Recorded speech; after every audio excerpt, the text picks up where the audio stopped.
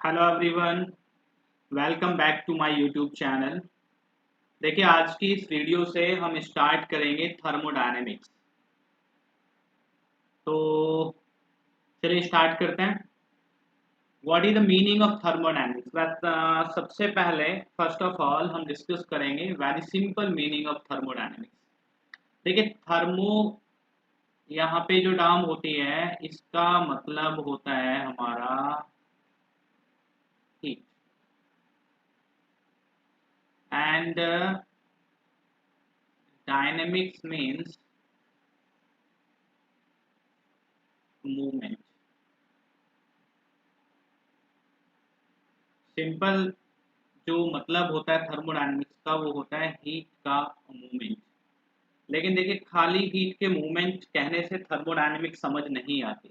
ठीक है, क्योंकि थर्मोडायनेमिक्स अब वास्ट हो चुकी है। इनिशियली हम कह सकते हैं कि भी थर्मोडायनेमिक्स का मतलब है हीट का मूवमेंट, लेकिन thermodynamics now it is very vast topic और फिजिकल केमिस्ट्री में बहुत इम्पोर्टेंट भी है, थोड़ा सा ट्विस्टेड भी है, बच्चों को कम समझ में आता है कई बार। तो इसको समझने के लिए हमको अगर डिटेल में जाना है तो फिर हीट का मूवमेंट कहने से थर्मोडायनेमिक्स हमको समझ नहीं आएगी। तो फिर थर्मोडायनेमिक्स क्या है? देखिए, थर्मोडायनेमिक्स एक ब्रांच ऑफ साइंस है जिसमें हम डिस्कस करते हैं। ये फिजिकल केमिस्ट्री की एक ब्रांच है, साइंस की एक ब्रांच है, केमिस्ट्री की ब्रांच है, जिसमें हम डिस्कस करते हैं energy changes and its interaction with matter। Energy change किस तरह से होती है? क्योंकि हमने लॉ पढ़ा है, law of conservation of mass, law of conservation of energy. Energy can neither be created nor destroyed. तो ये एनर्जी क्या रहती है? कंजर्व रहती है। तो एनर्जी को थर्मोडायनेमिक्स में हम स्टडी करते हैं कि एनर्जी को देखो, डेस्ट्रॉय नहीं कर सकते, क्रिएट नहीं कर सकते, इसका ट्रांसफॉर्मेशन पॉसिबल है from one form to another form. तो थर्मोडायनेमिक्स क्या है? Thermodynamics is the branch of chemistry, is the branch of physical chemistry in which we deal with the study of energy changes and its transformation from one form to another form, ये कह सकते हैं। या हम कह सकते हैं कि इंटरेक्शन क्या है? इंटरेक्शन विद मैटर हम स्टडी करते हैं थर्मोडायनेमिक्स में, एनर्जी का इंटरेक्शन। अब एनर्जी की बहुत सारी फॉर्म होती है। एनर्जी की फॉर्म होती है हीट, जैसे हमने यहाँ पे देखा, heat is the form of energy. Electrical energy होती है, मैकेनिकल एनर्जी होती है, वर्क होता है। तो ये सारी जो फॉर्म है एनर्जी की, इनको हमने स्टडी करना होता है, डिटेल में स्टडी करना होता है। तो थर्मोडायनेमिक्स का मीनिंग होता है ये। देखिए, थर्मोडायनेमिक्स का जो स्कोप है, अगर हम स्कोप की बात करें कि भाई थर्मोडायनेमिक्स को पढ़ने की जरूरत क्यों है, तो थर्मोडायनेमिक्स को पढ़ने की जरूरत इसलिए है क्योंकि देखिए, बहुत सारी जगह पे लाइफ के बहुत सारे एस्पेक्ट में थर्मोडायनेमिक्स का एप्लीकेशन है, स्कोप है। ठीक है, जहां भी एनर्जी चेंज होती है, जहां भी एनर्जी चेंज होती है, ये हमारा थर्मोडायनेमिक्स के अंडर स्टडी किया जाएगा। Whether it is a physical process और केमिकल प्रोसेस। केमिकल रिएक्शन में भी होता है, फिजिकल प्रोसेस में भी होता है, जहां भी। ठीक है, वैसे अगर हम केमिस्ट्री के पॉइंट ऑफ व्यू से बात करें तो केमिस्ट्री के पॉइंट ऑफ व्यू से थर्मोडायनेमिक्स हमें बताती है कि रिएक्शंस आर फिजिबल और नॉट। ठीक है, अगर मैं केमिस्ट्री पॉइंट ऑफ व्यू से बात करूं तो it tells about the feasibility of the reaction.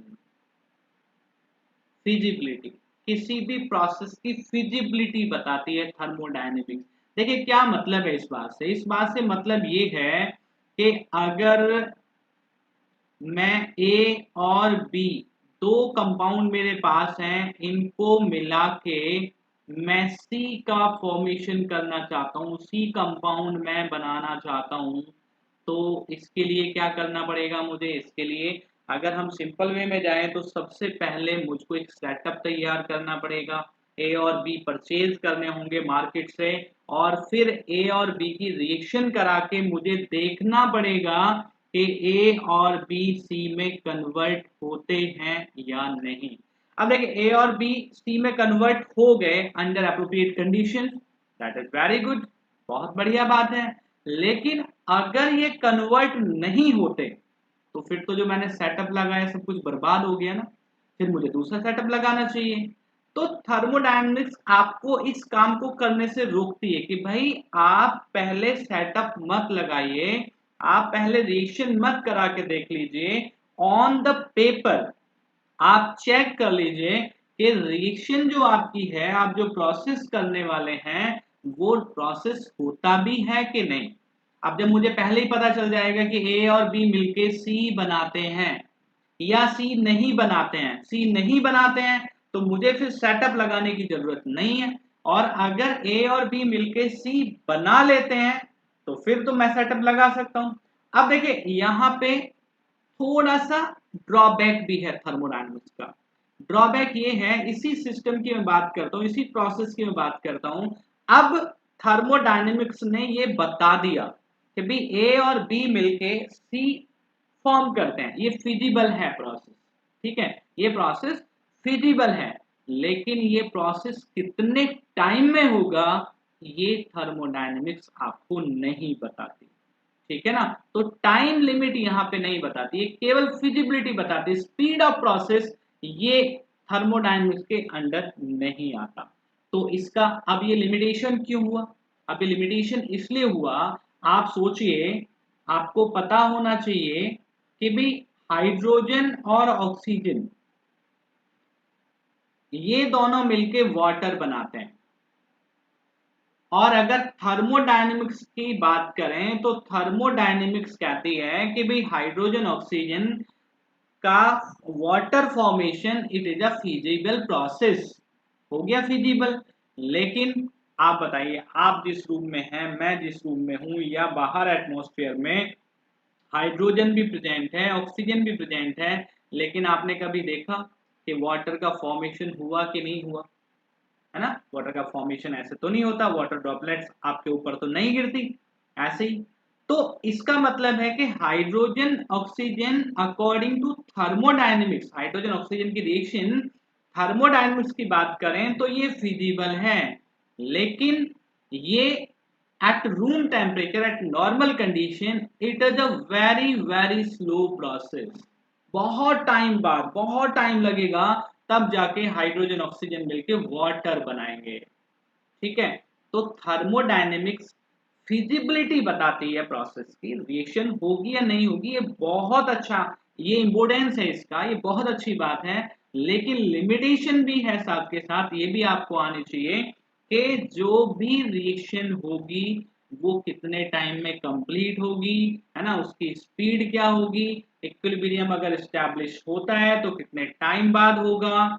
तो एक्सटेंट ऑफ रिएक्शन बताने में थर्मोडायनेमिक्स कह सकते हैं हम कि फेल हो जाती है, ठीक है। तो ये बात हो गई हमारी कि भाई थर्मोडायनेमिक्स होती क्या है, इसका इसका बेनिफिट क्या है, इसका स्कोप क्या है, ठीक है, और इसका लिमिटेशन क्या है। देखिए एक लिमिटेशन और है इसका, जैसा मुझे ध्यान आ रहा है कि जो थर्मोडायनेमिक्स है हमारी, ये माइक्रोस्कोपिक लेवल पे काम नहीं करती, माइक्रोस्कोपिक लेवल पे काम नहीं करती। तो फिर कब काम करती है? बल्क में काम करती है। ये मैक्रोस्कोपिक लेवल पे काम करती है, मैक्रोस्कोपिक लेवल पे। इस बात को कैसे समझ सकते हैं हम? इस बात को समझ सकते हैं हम, देखिए आपने आपने एक कंटेनर लिया, एक कंटेनर के अंदर आपने वाटर फिल किया और वाटर को हीट करना आपने शुरू कर दिया, ठीक है। ये वाटर को आप यहाँ हीट कर रहे हैं, वाटर को हीट किया। तो आप ये नहीं बता सकते कि भी एक सिंगल मॉलिक्यूल ने, एक सिंगल मॉलिक्यूल ने कितनी हीट अब्जॉर्ब की है। लेकिन as a whole, as a bulk आप ये बता सकते हैं कि भी इस पूरे कंटेनर में कितनी हीट एब्जॉर्ब हुई है। इसलिए हम कहते हैं कि भी थर्मोडायनेमिक्स मैक्रोस्कोपिक लेवल पे काम करती है, बल्क पे काम करती है, ये माइक्रोस्कोपिक लेवल पे काम नहीं करती, ठीक है, एक सिंगल मॉलिक्यूल के बारे में, एक सिंगल एटम के बारे में इससे बता पाना, उसको स्टडी कर पाना, ये पॉसिबल नहीं है। इसलिए ये भी एक लिमिटेशन हो जाता है थर्मोडायनेमिक्स का। ठीक है, चलो ये बात तो होगी थर्मोडायनेमिक्स के बारे में। फिर थर्मोडायनेमिक्स को हमने स्टडी कैसे करना है ना, हाउ टू प्रोसीड इट, फिर चैप्टर को आगे कैसे बढ़ाएं, बहुत इंटरेस्टिंग चैप्टर है। तो उसके लिए कुछ बेसिक टर्म्स यहाँ पे हैं, कुछ बेसिक कॉन्सेप्ट्स यहाँ पे हैं, जिनको हम कहते हैं टर्मिनोलॉजी। टर्मिनोलॉजी फॉर थर्मोडायनेमिक्स, या हम कहें सम बेसिक कॉन्सेप्ट्स। ठीक है, तो इसमें सबसे पहले जो एक टर्म हम डिस्कस करते हैं, ये डिस्कस करते हैं हम सिस्टम। ठीक है, दूसरी टर्म यहाँ पे है सराउंडिंग्स, ये अभी मैं इनका मतलब आपको बता दूंगा। दूसरी जो टर्म है ये है सराउंडिंग्स, जो हमें यहाँ डिस्कस करनी है। और तीसरी जो टर्म है वो डिस्कस करनी है बाउंड्री। ठीक है, अभी और भी टर्म डिस्कस करेंगे, लेकिन इनिशियली इनको डिस्कस करते हैं, तीनों एक दूसरे के साथ रिलेट करती हैं। तो सबसे पहले हमें देखना है कि सिस्टम क्या होता है। सिस्टम, देखिए सिस्टम कोई भी वो चीज है विच is under study, which is under observation. ठीक है, कोई भी ऐसी चीज, सपोज ये मैं यहाँ पे कंटेनर की बात करता हूं, और इस कंटेनर के अंदर हमने कोई लिक्विड फिल किया हुआ है या कोई गैस फिल की हुई है। ठीक है, तो now this gas, at this time this gas is under study. इस गैस के बारे में हम बात कर रहे हैं कि भाई क्या इसका प्रेशर है, क्या इसका वॉल्यूम है, क्या इसका टेम्परेचर है, नंबर ऑफ मोल्स कितने हैं। ठीक है, ये सब हम इसके बारे में बात कर रहे हैं, स्टडी कर रहे हैं। तो ये जो गैस यहाँ इस कंटेनर के अंदर है, this gas is our system. आप कोई भी बात करें, you can talk about your pen, जो पेन आप अभी राइटिंग के लिए रखे हुए हैं, उस पेन के बारे में आप बात कर सकते हैं, वो पेन आपका सिस्टम होगा। यानी कि in the entire universe, in the entire world, which is under observation, which is under study, which is under experiment, जो भी कुछ है, जो भी आप स्टडी करना चाहते हैं, ये जरूरी नहीं है कि इस कंटेनर के अंदर जो सारी चीजें हैं मैं उसको स्टडी करूं। I can study this small portion of this container only, ये पोर्शन में स्टडी कर सकता हूँ। जरूरी नहीं है कि जितना भी यहाँ पे पूरा कंटेंट है उसको मैं स्टडी करूंगा। तो अभी ये कंटेनर के अंदर बाकी जो कंटेंट है उसको मैं छोड़ दूंगा, ये जो कंटेंट यहाँ पे है जहां मैंने बॉक्स बनाया है, ये हमारा सिस्टम हो जाता है। This is the system, the portion of the universe. तो इस तरह से डिफाइन करते हैं हम सिस्टम को, the portion of universe, portion of universe which is under study, which is under study, observation, experiment, है ना, ये हम कह सकते हैं। सराउंडिंग्स क्या है, देखिए surroundings rest part of the universe. आप समझिए कि यहाँ पे ये आपका एक तरह से कह दीजिए आप कि ये आपका कंप्लीट यूनिवर्स है, और इसके अंदर ये जो छोटा सा पोर्शन है ये हम कह देते हैं कि सिस्टम है, ये हमारा सिस्टम हुआ। ठीक है, तो ये जो portion rest of the universe, ये जो पोर्शन यहाँ पे है इसको हम कहेंगे सराउंडिंग्स। ठीक है, तो सिस्टम प्लस सराउंडिंग्स ये क्या हो जाते हैं, ये दोनों चीजें मिलके यूनिवर्स बनाते हैं। ठीक है, तो system the portion of the universe which is under observation, surroundings rest of the universe except system is known as surroundings. ठीक है, तो ये पूरा जो पार्ट है ये आपका हो जाता है यूनिवर्स। बात समझ में आ गई होगी। तो जैसे मैंने यहाँ पे बताया कि ये जो पोर्शन है ये भाई आपका सिस्टम हो गया, क्योंकि हम इसके बारे में बात कर रहे हैं, इसको स्टडी कर रहे हैं, यही हम एक्सपेरिमेंट कर रहे हैं। एक टेस्ट ट्यूब हमारे पास है, एक टेस्ट ट्यूब हमारे पास है, उस टेस्ट ट्यूब के अंदर रिएक्शन इज गोइंग ऑन, एक रिएक्शन हम करा रहे हैं। तो ये जो रिएक्शन मास है, दिस इज आवर सिस्टम, ठीक है। And rest part of the universe is surroundings, है ना। होपफुली आपको समझ आ गया होगा सिस्टम और सराउंडिंग्स क्या होते हैं, दोनों के बीच डिफरेंस क्या होता है, ठीक है। इसके बाद बात करते हैं बाउंड्री की। देखिए बाउंड्री क्या है, बाउंड्री वो एक फाइन लाइन है जो सेपरेट करती है सिस्टम और सराउंडिंग्स को। सिस्टम और सराउंडिंग्स को कुछ सेपरेट करता होगा ना, दैट इज बाउंड्री। लेकिन बाउंड्री के बारे में आपको समझना, बाउंड्री का अपना एक इम्पोर्टेंस है। बाउंड्री कैसी हो सकती है, बाउंड्री आपकी रियल हो सकती है, बाउंड्री आपकी इमेजिनरी हो सकती है, ठीक है। समझना आप बात को, बाउंड्री इमेजिनरी हो सकती है।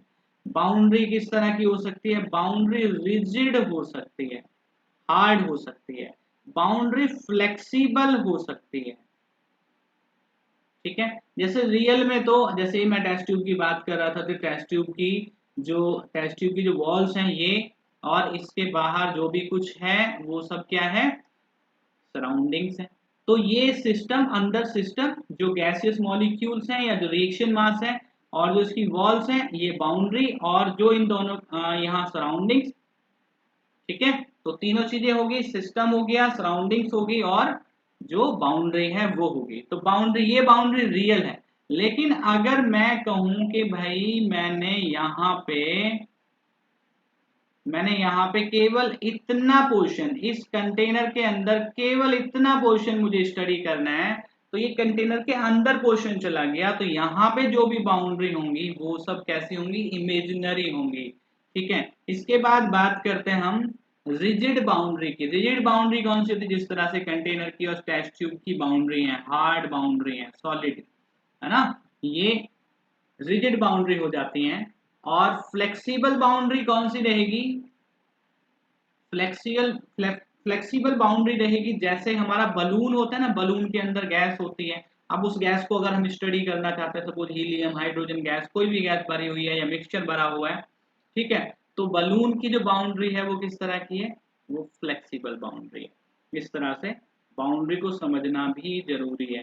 देखिए बाउंड्री डायथर्मल हो सकती है, डायाथर्मल, डायाथर्मल मीन्स जहां से सिस्टम और सराउंडिंग्स के बीच अगर हीट एक्सचेंज हो सकती है बाउंड्री से, बाउंड्री के थ्रू, तो वो डायाथर्मल बाउंड्री होती है, ठीक है। एक बाउंड्री यहाँ पे होती है आइसोलेटेड, या उसको कहें हम इंसुलेटेड, जिस तरह से थर्मस फ्लास्क में होता है।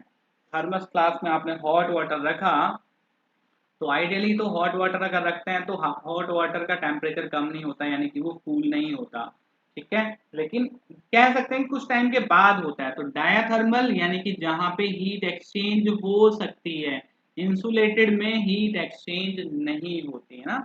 आइसोलेटेड सिस्टम होते हैं ना हमारे, अभी पढ़ेंगे हम। बात समझ में आ गई यहाँ तक, कोई प्रॉब्लम है? तो सिस्टम समझ आ गया, सराउंडिंग समझ आ गया, बाउंड्री समझ आ गई। बाउंड्री भी इम्पोर्टेंट, बाउंड्री का अपना इम्पोर्टेंस है ना, इसको ध्यान रखेंगे हम। इसके बाद हम बात करते हैं टाइप्स ऑफ सिस्टम की, ठीक है बेटा। टाइप्स ऑफ सिस्टम, अभी आप हेडिंग बनाइए टाइप्स ऑफ सिस्टम। तीन तरह के सिस्टम हमारे पास होते हैं, तीन तरह के सिस्टम। देखिए सिस्टम के अंदर दो चीजें होती हैं, एक चीज है मास, तो यहां लिखते हैं आप मास एक्सचेंज, और यहां पे लिखें आप एनर्जी एक्सचेंज। दो चीजें मैंने बताई ना, एक मास एक एनर्जी। मास एक्सचेंज, एनर्जी एक्सचेंज क्यों लिखा, क्योंकि इन्हीं के बेसिस पे हम इसको डिस्टिंग्विश करेंगे, सिस्टम के जो टाइप्स हम निकालेंगे, क्लासिफाई कर पाएंगे। तो पहला जो सिस्टम यहाँ पे है वो है हमारा ओपन सिस्टम। ओपन सिस्टम बेटा वो सिस्टम होता है जिसमें mass as well as energy can exchange with surroundings. Surroundings और सिस्टम के बीच मास भी एक्सचेंज होता है और एनर्जी भी एक्सचेंज होती है।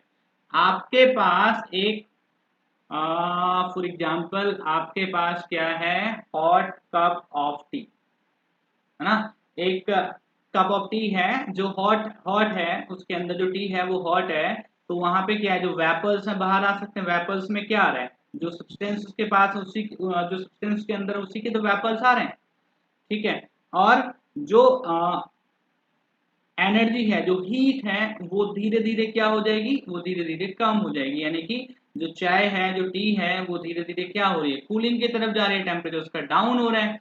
इसका मतलब है कि यहाँ पे मास भी एक्सचेंज हो सकता है और एनर्जी भी एक्सचेंज हो सकती है। ऐसे सिस्टम को बेटा ओपन सिस्टम कहते हैं। इसके बाद हम बात करते हैं दूसरा टाइप सिस्टम का, और ये है हमारा क्लोज्ड सिस्टम। क्लोज सिस्टम में क्या होता है, क्लोज सिस्टम में देखो मास एक्सचेंज नहीं होगा, एनर्जी एक्सचेंज होगी। अब अगर जो हम ये कप ऑफ टी की बात कर रहे थे, अगर इसके ऊपर हम प्लेट रख दें, इसको कवर कर दें, तो बेटा आप समझ सकते हो वहां पे वेपर्स बाहर नहीं जाएंगे। लेकिन अभी जो कूलिंग है वो तो उसकी होगी।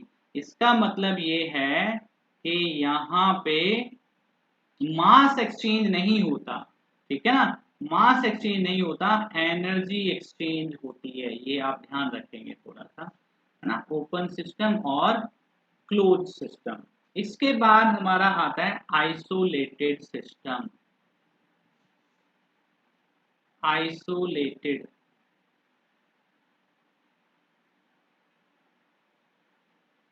Isolated system. आइसोलेटेड सिस्टम जिस तरह से, for example thermos flask, thermos flask में इंसुलेटेड वॉल्स होती हैं, तो यहाँ पे मास भी एक्सचेंज नहीं होता और एनर्जी भी एक्सचेंज नहीं होती, ठीक है, बात समझ में आ गई। तो ये हुआ हमारा टाइप्स ऑफ सिस्टम, जिसमें हमारे तीन तरह के सिस्टम होते हैं, ओपन सिस्टम होता है, क्लोज सिस्टम होता है, आइसोलेटेड सिस्टम होता है। इसके बाद हम बात करते हैं state of the system. State of system and state variables. क्या होता है state of the system, state variables. देखिए, किसी भी सिस्टम की कोई ऑब्जर्वेबल प्रॉपर्टीज होती हैं, मेजरेबल प्रॉपर्टीज होती हैं, जिनसे उस सिस्टम की डेफिनिट कंडीशन हमको पता चलती है, ठीक है ना। किसी सिस्टम की जो मेजरेबल प्रॉपर्टीज हैं, अगर उनकी वैल्यूज डेफिनिट हो जाती हैं, तो now we can say the system is in a definite condition. ये जब सिस्टम की जो ऑब्जर्वेबल प्रॉपर्टीज हैं, मेजरेबल प्रॉपर्टीज हैं, जब वो कंडीशन फिक्स कर देते हैं, डेफिनिट कंडीशन में हमारा सिस्टम होता है, तो this definite condition is known as state of the system, ठीक है। डेफिनिट कंडीशन यानी कि जो मेजरेबल प्रॉपर्टीज हैं, ऑब्जर्वेबल प्रॉपर्टीज हैं। मेजरेबल प्रॉपर्टीज कौन सी हैं, जैसे प्रेशर है, जैसे वॉल्यूम है, टेम्परेचर है, नंबर ऑफ मोल्स हैं, डेंसिटी है, ये सब कुछ अगर हम मेजर कर लें, कॉन्सेंट्रेशन है, ये सब कुछ हम मेजर कर लें और ये फिक्स हो जाए, इनकी वैल्यूज क्या हो जाए, फिक्स हो जाए, तो now the system is said to be in a definite state. This is called state of system, ठीक है। और ये जो मेजरेबल प्रॉपर्टीज होती हैं, ये मेजरेबल प्रॉपर्टीज होती हैं, एक्चुअली दे कैन वेरी, तो इनमें चेंज हम कर सकते हैं ना, तो इनको हम कहते हैं स्टेट वेरिएबल्स। जैसे we talk about a gas, एक कोई गैस हमारे पास है, एक कंटेनर में बेटा हमने गैस एनक्लोज की हुई है, और इस गैस को जब हम स्टडी करते हैं इनिशियली, तो जब हमने इसको स्टडी किया, तो हमने देखा भी इसका जो प्रेशर है वो P1 है, वॉल्यूम V1 है, टेम्परेचर T1 है, नंबर ऑफ मोल्स N1 है, ठीक है। तो अभी ये जो वैल्यू जिनमें कोई चेंज तो हो नहीं रहा, तो एक चीज कुछ भी हमने इसके अंदर चेंज लेके आए, हमने इसका प्रेशर सपोज क्या कर दिया, इस गैस का प्रेशर चेंज कर दिया, ठीक है, इस गैस का जो प्रेशर है हमने कर दिया P1 से P2, तो वॉल्यूम इसका हो गया V1 से V2, टेम्परेचर यही रहा, number of moles can't change. तो ये हमारी जो ऑब्जर्वेबल प्रॉपर्टीज हैं इनकी वैल्यू आप देखो, प्रेशर चेंज हो गया, वॉल्यूम चेंज हो गया, P2 V2 यानी कि P1 से P2 और V1 से V2। अब ये वाली जो कंडीशन हमको मिली है, इस कंडीशन में इनकी वैल्यू फिक्स हो जाती है, डेफिनेट हो जाती है। तो this is the different state of this system and this is again different state of this system, ठीक है। तो इसको हम कह सकते हैं कि ये हमारे पास जब हमने इसको चेक किया था, जब सिस्टम हमारे पास आया था, इसको हमने कहा इनिशियल स्टेट, ठीक है, और अभी सिस्टम इस स्टेट में है तो इसको हमने कहा फाइनल स्टेट। तो किन के बेसिस में क्या चेंज हुआ, किन के बेसिस में we can define the state of a system on the basis of these variables observable properties. तो ये स्टेट को डिफाइन करते हैं, इसलिए हम इनको क्या कहते हैं, स्टेट वेरिएबल्स कहते हैं। तो स्टेट ऑफ दिस सिस्टम बेटा आपको पता होना चाहिए, state of the state variables आपको पता होने चाहिए, ठीक है। और ये यही नहीं है कि pressure, volume, temperature, number of moles ही होंगे, और भी बहुत सारी मेजरेबल प्रॉपर्टी सिस्टम की होती हैं। जैसे जैसे चैप्टर आगे बढ़ेगा उनके बारे में हम बात करते रहेंगे। इसके बाद एक टर्म आती है state function. State function, what are state functions? देखिए स्टेट फंक्शंस कुछ मेजरेबल प्रॉपर्टीज होती हैं सिस्टम की,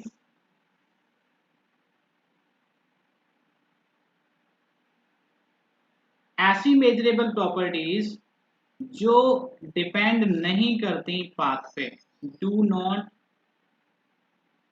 depend on path, they are independent on the path of this system. Process किस पाथ से हुआ है, ठीक है ना, उस पर डिपेंड नहीं करते। बात समझ में आ गई? प्रोसेस किस पाथ से हुआ है, जो सिस्टम में चेंज आया वो किस पाथ के थ्रू आया, इस चीज पे ये फंक्शन डिपेंड नहीं करते, ठीक है ना। जो डिपेंड करते हैं वो पाथ फंक्शन होते हैं। एग्जाम्पल से समझाता हूं मैं आपको, जो डिपेंड करते हैं उनको बेटा पाथ फंक्शंस कहते हैं। जैसे आप यहां से, ये आपका घर है, ये आपका स्कूल है, ठीक है, ये आपका घर और ये आपका स्कूल, ठीक।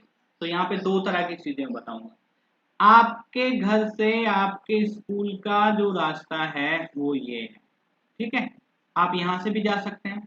और स्कूल का जो मॉर्निंग टाइम है, सपोज इट इज 8 AM, है ना, 8 बजे आपको स्कूल पहुंचना होता है। अब आप यहां से निकलते हैं अपने दोस्तों से मिलते हुए, है ना, बाइक लेके आप यहाँ पहुंचते हैं, तो लेकिन टाइम से स्कूल आप पहुंच जाते हैं।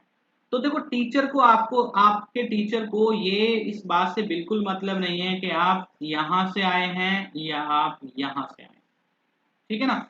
स्कूल आने के लिए आपने कौन सा पाथ फॉलो किया है, इस बात से आपके स्कूल को, आपके टीचर को कोई मतलब नहीं। हाँ, you were in school on the time, तो आप टाइम पे पहुंच गए, दैट्स इट। टीचर का इतना ही मतलब है, स्कूल को इतना ही मतलब है कि आप टाइम पे स्कूल पहुंच रहे हैं।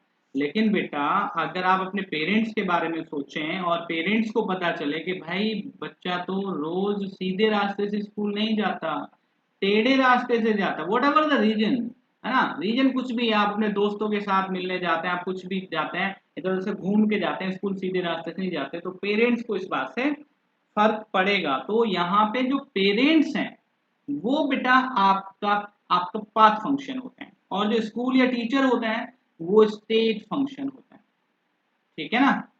अब सपोज आपके पास, अब एक प्रैक्टिकल एग्जाम, मतलब एक इस तरह के एग्जांपल लेते हैं जो रिलेट करेगा हमारे सब्जेक्ट से। ये तो रियल लाइफ से जुड़ा हुआ एग्जांपल हो गया था।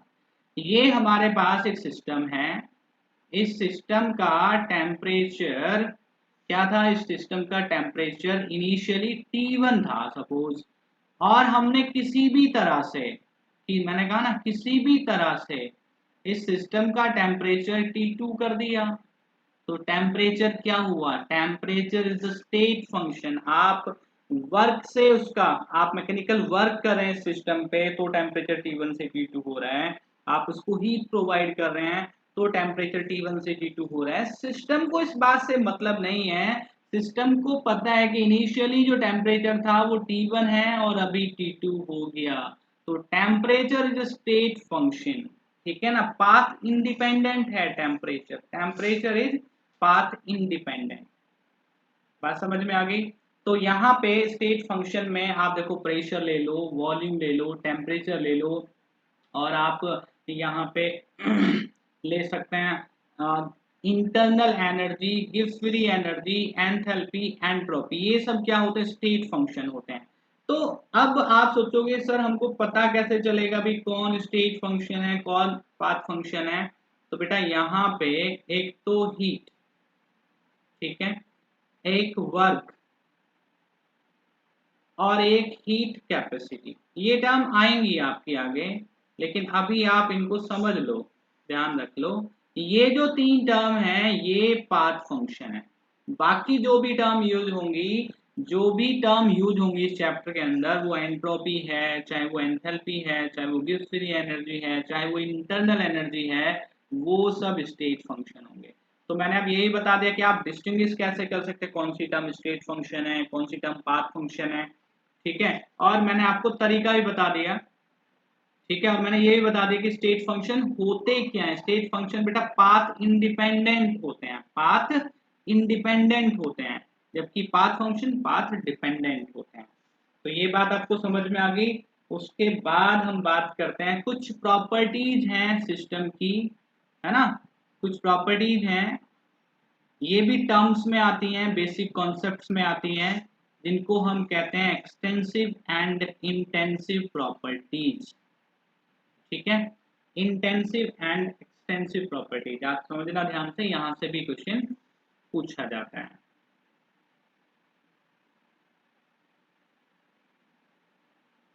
इंटेंसिव प्रॉपर्टीज, दूसरी होती हैं एक्सटेंसिव प्रॉपर्टीज।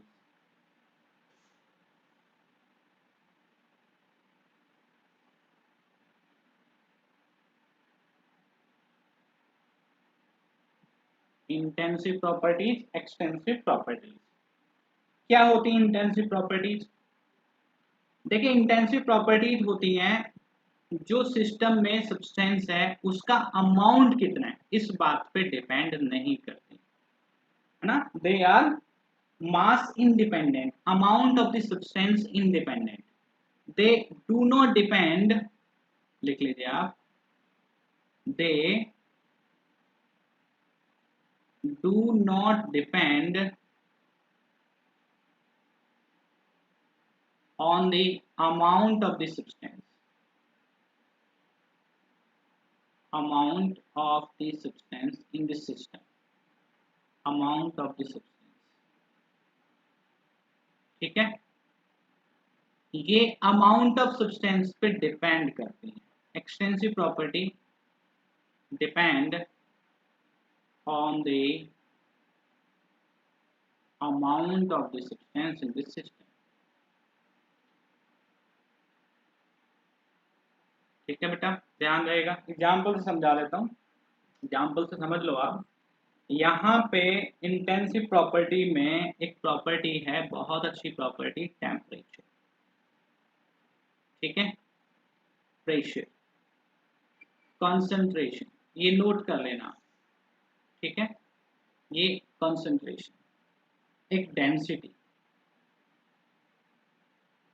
ठीक है, रिफ्रैक्टिव इंडेक्स, बहुत अच्छी प्रॉपर्टी है, ठीक है। इसके बाद यहाँ पे वॉल्यूम, एक्सटेंसिव प्रॉपर्टीज में वॉल्यूम है, ठीक है, वॉल्यूम है, फ्री एनर्जी है, इंटरनल एनर्जी है, लिख लो ये इंटरनल एनर्जी,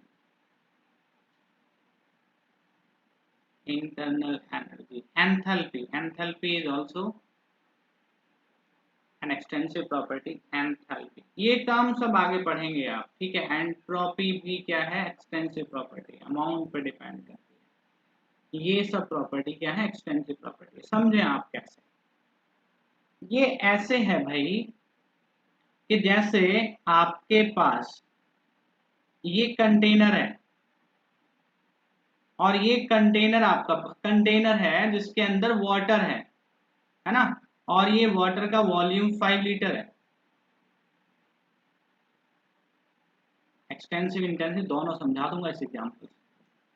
अब आपने क्या किया, आपने इस कंटेनर से बाहर दूसरे कंटेनर में यहां से 2 लीटर वाटर निकाल लिया, ठीक है। अब आप सोचो कि यहां जो टेम्परेचर है और यहां जो टेम्परेचर है, यहां 3 litre water is left now, 3 litre water is left now. तो 2 लीटर वाटर और 3 लीटर अमाउंट तो चेंज हो गया, तो यहाँ टेम्परेचर पे कोई फर्क पड़ेगा क्या, नहीं पड़ेगा। वाटर की डेंसिटी पे कोई फर्क पड़ेगा क्या, नहीं पड़ेगा। रिफ्रैक्टिव इंडेक्स पे कोई फर्क पड़ेगा क्या, नहीं पड़ेगा, ठीक है, नहीं पड़ेगा। तो मैंने 2-3 चीजें एक साथ ले ली हैं, तो इसका मतलब है ये हुई आपकी इंटेंसिव प्रॉपर्टी डन। अब एक्सटेंसिव प्रॉपर्टी में आप देखो वॉल्यूम चेंज हो रहा है कि नहीं हो रहा, अभी बोलो, वॉल्यूम चेंज हुआ कि नहीं हुआ, वॉल्यूम चेंज हुआ। मास चेंज हुआ, मास भी लिख लो यहाँ पे समझने के लिए, मास चेंज हुआ कि नहीं हुआ, 3 लीटर का मास और 5 लीटर का मास तो डिफरेंट होता है। तो अमाउंट कितना है सब्सटेंस का, उस पे जो प्रॉपर्टी डिपेंड करती हैं वो आपकी एक्सटेंसिव प्रॉपर्टी होती हैं, जो डिपेंड नहीं करती वो आपकी इंटेंसिव प्रॉपर्टीज होती हैं, ठीक है। इसके बाद आगे जो हम लेंगे इस वाले चैप्टर में, जो आगे वाली वीडियो में हम लेंगे, वो लेंगे कि किस किस तरह के जो प्रोसेस हैं वो यहाँ पे होते हैं, ठीक है बेटा। तो इस वीडियो में इतना ही, थैंक यू सो